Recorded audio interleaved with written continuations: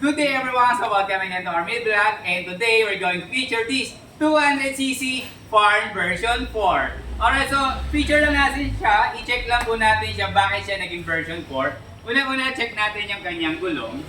Ayan, we have here the 12 inches na gulong. Ayan, so kagandahan sa atin ay 12 inches na siya.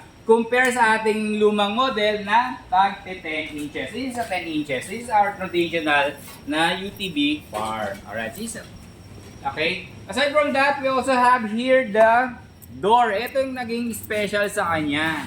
Meron na siyang pintuan. So, kaliwat kanan yung pintuan niya. Okay. Ito rin, meron din dito. Ayan, napaka-aesthetic naman ang datingan yan. Okay. So aside from that, may pinifeature din tayo dito sa likuran na dagdag sa kanyang kagandahan sa makina. Ito ang ating oil cooled. Ayan o, so makikita mo oil cooled na siya. And compare before sa ating mga ATV ay wala siyang ganyan na cooler.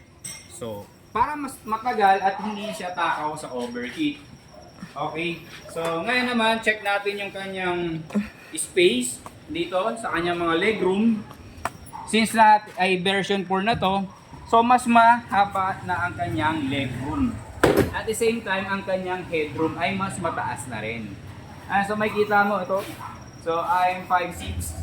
Yan, so ganito kalayo yung aking paa, tuhod sa monobela. Okay. So ayan, makikita mo. Ayan. So, ngayon naman, at sa kagandahan sa kanya, ay meron na siyang switching dito ng kanyang cigarette or smoke. Ayan. So, kung halimbawa ikaw naman ay nalobat, pwede mong isalpak po dito ang inyong charger. Ayan. So, ito po. Ayan. Pasok natin. So, let's go forward naman. Ngayon, i-check natin ang kanyang ilaw. So may kita mo, meron na siyang ilaw na angel eye or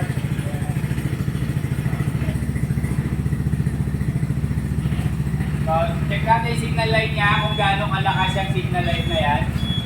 At sa kabila din, ayan o, nagandahan. At the same time, may hazard na to. Compared before, wala bang hazard.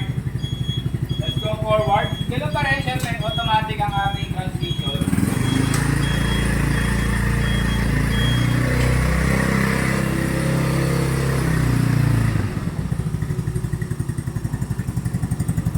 Ulitin ko lang uli, ang ating farm ay may automatic transmission. Okay, so makikita nyo naman yung kanyang likuran.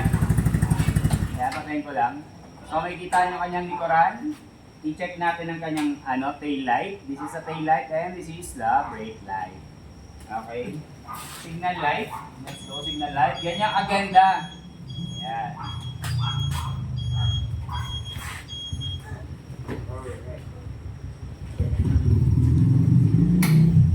So, kung ikaw ay naghahanap ng extra safety feature, itong kagandahan sa kanya, yung kanyang door. Ayan, no? So, napaka-safety niya talaga. Okay, let's go backward na ngayon. Start ulit natin.